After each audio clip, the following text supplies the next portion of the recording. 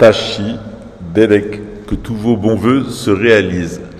Les amis, peut-être hier soir avez-vous assisté au live de François Radical 3. Bien entendu, ça a duré 5 heures, ça sera remonté, ça sera diffusé dans les extraits les plus intéressants en respectant les normes de YouTube.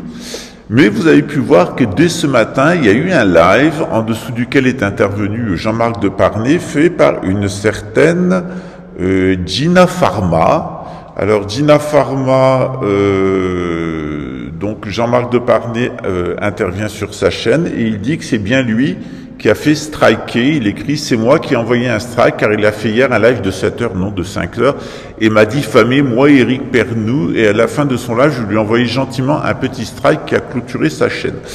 Alors effectivement, je vais vous expliquer dans quelles conditions ça a été fait. Maintenant, je vais vous parler des amitiés israéliennes de Jean-Marc Deparnay, parce que cette personne avec qui j'étais en contact aujourd'hui vit effectivement dans l'État sioniste, dans l'État colonial.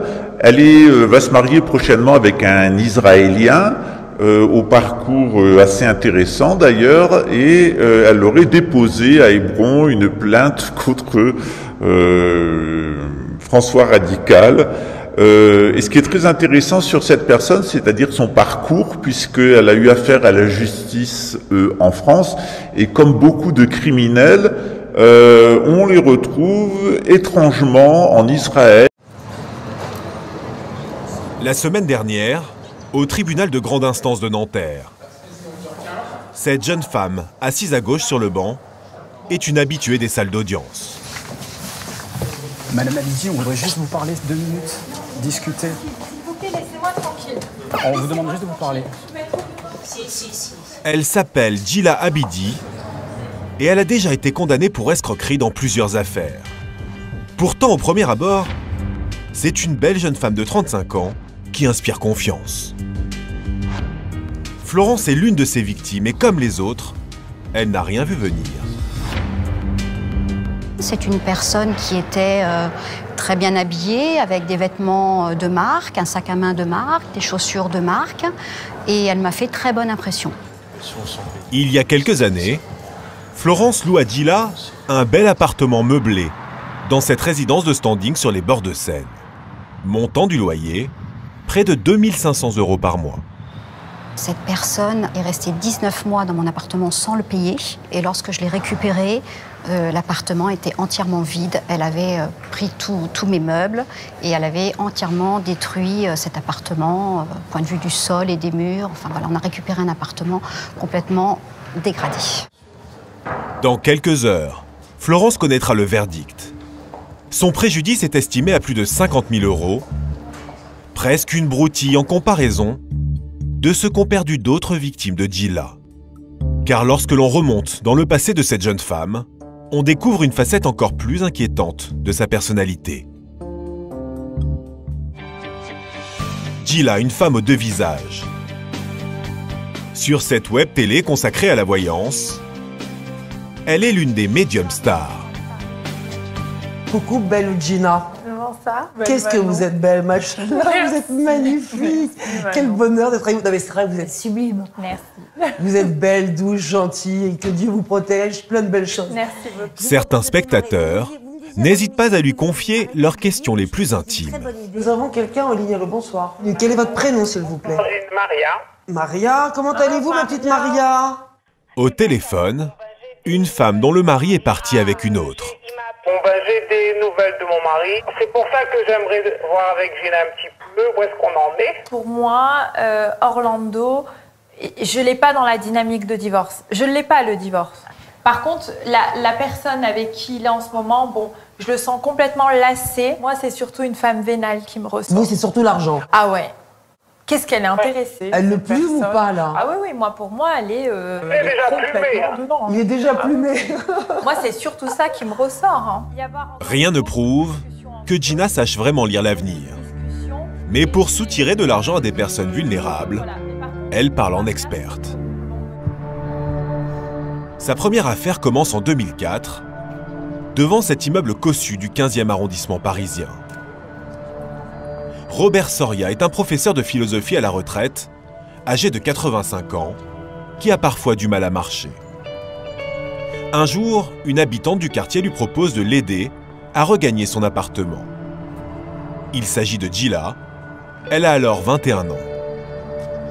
Le vieux monsieur se confie. C'est un homme en souffrance. Il vient de perdre sa femme. Il n'a pas d'enfant et quasiment aucun ami. Contacté par téléphone, Gila nous explique que cette solitude l'aurait immédiatement touché. À la base, c'était une rencontre de deux personnes qui n'avaient pas de famille et qui se sont rapprochées et qui voulaient s'aider mutuellement. Selon la jeune femme, ce serait le début d'une relation d'amitié.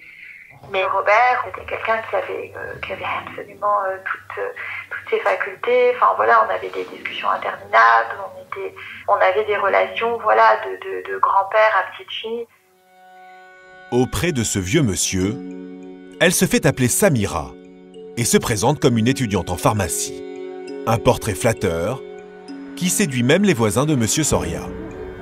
Elle s'occupe de lui, de ses vêtements, Je crois que Samira est une belle personne généreuse.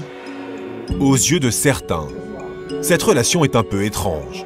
D'ailleurs, Robert Soria se confie un peu plus à cet autre voisin. Il reconnaît donner de l'argent à la jeune femme, mais pour la bonne cause. Il l'a financé, quoi. Il l'aidait à faire ses études. Cette personne, c'est un substitut de l'enfant qu'il n'a pas, quoi. Ce que tout le monde ignore, c'est que Gila n'a jamais fréquenté les bancs de la faculté de pharmacie. En réalité, elle n'a même pas son bac. À cette époque, elle est sans emploi et ne perçoit aucun revenu, à l'exception du RSA. Pourtant, elle se rend de plus en plus régulièrement dans les boutiques de luxe du Triangle d'Or parisien. Elle dépense des fortunes en sacs à main et chaussures de grande marque. Dans le 8e arrondissement, elle a ses habitudes dans l'un des salons de coiffure les plus chers de la capitale. Bonjour. Ici, les prix sont hors normes. 1 900 € pour un lissage, par exemple. Une adresse fréquentée par les stars, où l'on apprécie la discrétion. C'est vraiment un lieu où les clients viennent confidentiellement. Quelquefois, je signe même des contrats de confidentialité pour des personnes très connues, etc. Donc, c'est compliqué pour moi. Il s'agit de cette jeune femme. Est-ce que vous la reconnaissez, monsieur? Ah oui, je connais très bien cette jeune femme. Je vois très bien qui c'est. Je ne veux pas forcément appartenir à l'image de cette personne. Je ne veux pas rentrer en confidence. C'est tout ce que j'ai à vous dire. Voilà. Gila paie avec des chèques comme celui-ci. 5 prestations de coiffure pour près de 10 000 €. Et il y a un détail qui interpelle. Les chèques sont tous au nom de monsieur Soria. Au fil des ans, le train de vie de la jeune femme passe de moins en moins inaperçu. À tel point qu'en 2014, une connaissance de monsieur Soria alerte les services sociaux. Le juge des tutelles nomme une mandataire spécialisée, Madame Blige. Elle est chargée de protéger le retraité ainsi que ses biens. Elle découvre que l'octogénaire dispose d'un patrimoine conséquent. Un appartement à Paris, un autre à Nice, mais aussi d'importantes sommes d'argent. Je constate qu'en 6 mois, entre le 31 décembre 2013 et le 28 juin 2014, les comptes courants de M. Soria s'est vidé de 160 000 €. À chaque fois, cet argent bénéficie à la même personne, Gila Abidi. Effectivement, les comptes s'est vidé avec des chèques qui a signé M. Soria au nom de Mme Abidi, entre 1 800 € à 3 000 € toutes les semaines. L'intégralité du patrimoine de M. Soria est en train de disparaître. Je découvre également que M. Soria, donc j'ai 95 ans, il aurait vendu 2 appartements. Je n'ai jamais découvert où sont passés cet argent. Les 350 000 € de la vente des appartements restent introuvables, tout comme M. Soria. Depuis quelque temps, aucun de ses voisins ne le voit plus dans l'immeuble. Il était introuvable à son domicile, il était injoignable au téléphone. Je m'en doutais même s'il était en vie. Donc j'ai décidé de porter plainte au commissariat du 15e arrondissement. Pour la mandataire, s'il est vivant, il ne peut se trouver qu'à un seul endroit, chez Gila. Ce policier est immédiatement envoyé au domicile de la jeune femme. Elle vit à ce moment-là en banlieue parisienne, au Chesnay, dans cet immeuble. Nous lui expliquons que nous venons voir M. Soria pour prendre de ses nouvelles. Elle refuse de nous ouvrir la porte. Donc elle n'est pas très coopérative. Elle refuse en fin de compte de nous présenter M. Soria. Mais le policier insiste et réussit à pénétrer dans l'appartement. J'ouvre la porte, je le vois comme ça, assis tout seul, au milieu de la pièce, sur cette chaise. Il n'y a pas de table, il n'y a rien du tout. L'état physique du vieil homme est préoccupant. Une chemise blanche qui est toute sale, un vieux pantalon noir, ses cheveux, il n'est pas coiffé. Je constate tout de suite qu'il est très amaigri et il a des traces sur le visage de coups, surtout au niveau de l'œil gauche. Ces photos, prises le jour même, laissent penser que l'homme de 95 ans est victime de sévices. Je lui demande s'il va bien. Il me dit moyennement, j'ai faim. Il me dit je suis puni, je n'ai pas le droit de manger. Mais effectivement, je suis maltraité, elle me frappe. D'une, je n'ai pas le droit de sortir. Quand je vais aller aux toilettes, il faut que je lui demande autorisation. Pour me laver, il faut que je lui demande autorisation aussi. Il me dit oui, j'ai peur d'elle, il ne faut surtout pas lui en parler. Gila est interpellée et immédiatement placée en garde à vue. Dans un premier temps, elle nie les maltraitances, mais reconnaît avoir perçu beaucoup d'argent. Par téléphone, elle accepte de nous donner sa version des faits. Il voulait que je m'en sorte et puis du coup, voilà, financièrement, il était présent et puis j'avais des gros soucis. Je dépensais compulsivement, j'étais très mal dans ma peau. Enfin, cette affaire m'a fait beaucoup de mal. Parce qu'à la base, j'ai essayé d'aider. Et je suis tombée moi-même dans un cercle infernal, dans quelque chose de qui m'a complètement échappé. Selon elle, il ne s'agirait donc que d'un accident de parcours. Mais les enquêteurs ne sont pas convaincus par cette version. Et pour cause, au cours de leurs investigations, ils découvrent qu'il y a d'autres victimes. Dans les Ardennes, Fabrice était un agriculteur prospère. Mais sa vie bascule il y a 4 ans. Je fais connaissance avec une très mauvaise personne. Cette personne que j'aurais jamais dû rencontrer, c'est Madame Abidi. Il faut que personne la rencontre. Comme la première victime, lorsque Fabrice rencontre Gila, c'est un homme seul et vulnérable. Sa femme vient de le quitter. Après ma séparation, j'étais quand même dans un état de faiblesse. Elle est arrivée pile au bon moment, j'étais tout seul, mais absolument seul. Là, j'étais, pour moi, la proie idéale. C'est sur Internet qu'il a fait la connaissance de Gila. La jeune femme est inscrite sur un forum d'investisseurs. Elle cherche des fonds pour lancer un nouveau business. Elle le contacte, et lorsqu'il la rencontre, il est immédiatement séduit.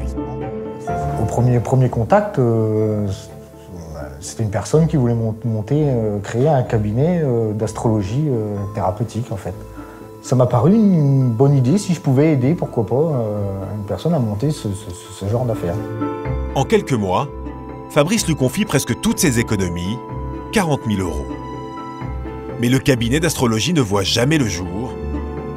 L'agriculteur comprend qu'il est en train de se faire escroquer. Je voulais plus verser d'argent, j'ai dit non, stop, c'est fini. Et là, elle a commencé à s'énerver. J'ai dit, tiens, c'est plus du tout la même personne. Elle m'a dit qu'elle allait se suicider. Selon Fabrice, la jeune femme changerait alors de stratégie et tenterait de jouer de ses charmes. Elle a voulu me tendre un piège, oui, mais là, c'est elle qui insistait pour que j'aille chez elle. Je pense qu'elle voulait essayer soit qu'on sorte ensemble, ou voire même qu'on couche ensemble. Au cas où ça devait aller au tribunal, pour jouer la carte qu'on était ensemble. Ruiné, Fabrice a dû déposer le bilan. Il travaille désormais comme ouvrier agricole. Son dossier a été joint à celui de Robert Soria. En mars 2017, Gila est condamné pour escroquerie, abus de faiblesse et violence sur personnes vulnérables. Elle écope de 3 ans d'emprisonnement, dont 18 mois avec sursis, et sera incarcérée 10 mois. Robert Soria est mort juste après le procès à l'âge de 98 ans. Sans ressources, il a fini ses jours dans un modeste foyer. La semaine dernière, Florence, qui avait loué son appartement à Gila, a elle aussi eu gain de cause.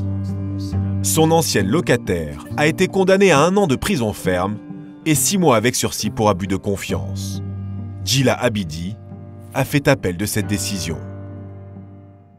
Ce qui est très intéressant sur cette personne, c'est-à-dire son parcours, puisqu'elle a eu affaire à la justice en France, et comme beaucoup de criminels, on les retrouve étrangement en Israël, qui apparaît pour ce qu'il est, c'est-à-dire un port de pirates, où on cache absolument toutes les crapules qui ont pu être mises au service de la cause, notamment une principale cause qui est de déstabiliser la société française en créant des tensions entre les musulmans et les juifs. Une fois de plus, traditionnellement, les juifs et les musulmans sont main dans la main. Ils ont une histoire très longue ensemble, tout simplement parce que les juifs ont connu leur âge d'or pendant l'islam et que le judaïsme s'adresse à une petite élite intellectuelle dans la descendance de Jacob Israël. Ça sert à rien de se convertir. Ça sert à rien de faire l'alia quand c'est pas en Judée et qu'on n'est pas juive ou juif.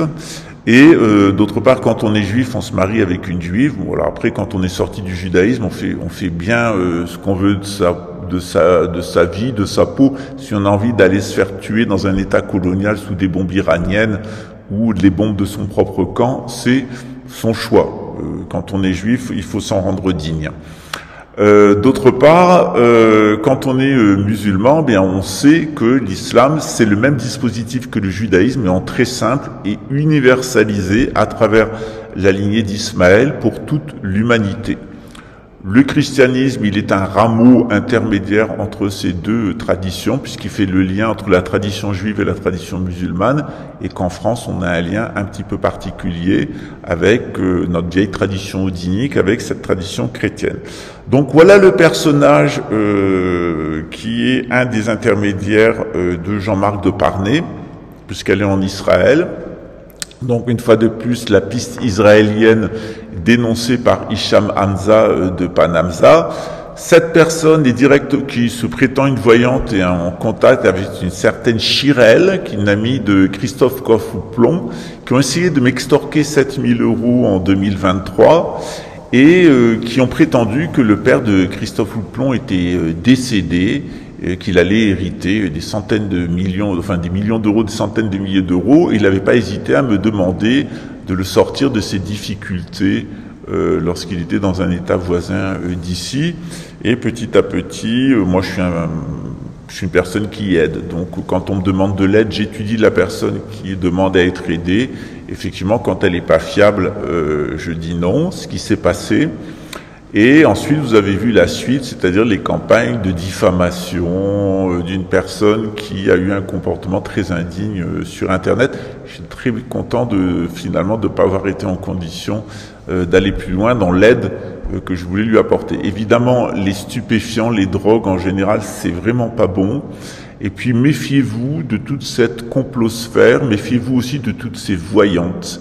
Méfiez-vous de ces gens qui n'ont aucune formation en astrologie, qui ne s'inscrivent dans aucune tradition et qui se raccrochent plus ou moins au New Age et derrière le New Age à ce qu'on appelle dans l'islam le sir, c'est-à-dire la sorcellerie babylonienne en marge de l'islam. Voyez ce qui est à la suite et vous verrez quels sont les amis de les amis IE de Jean-Marc de Parnay en Israël et les personnes avec qui il s'associe pour faire taire François Radical, qui n'était venu d'ailleurs que sur des faits, mais qui expliquait exactement à quel personnage vous aviez affaire. À bientôt.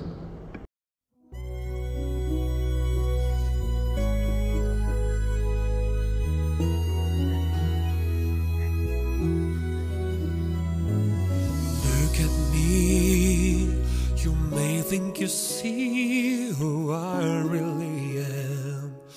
But you never know me. Every day is as if I play a part. Now I see if I wear a mask, I can't fool the world, but I cannot fool my heart.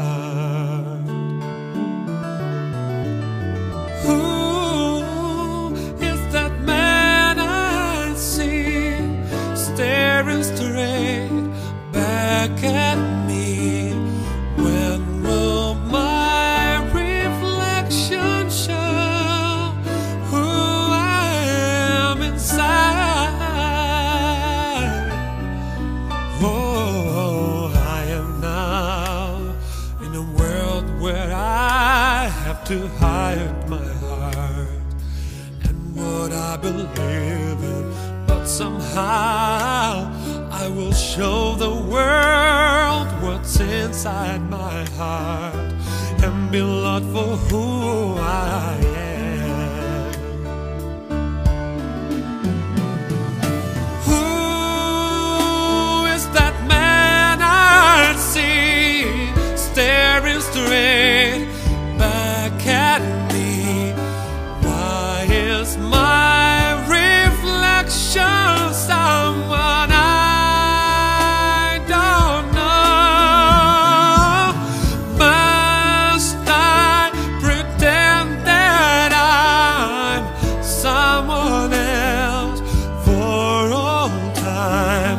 When will my reflection show who I am inside? There's a heart that must be free.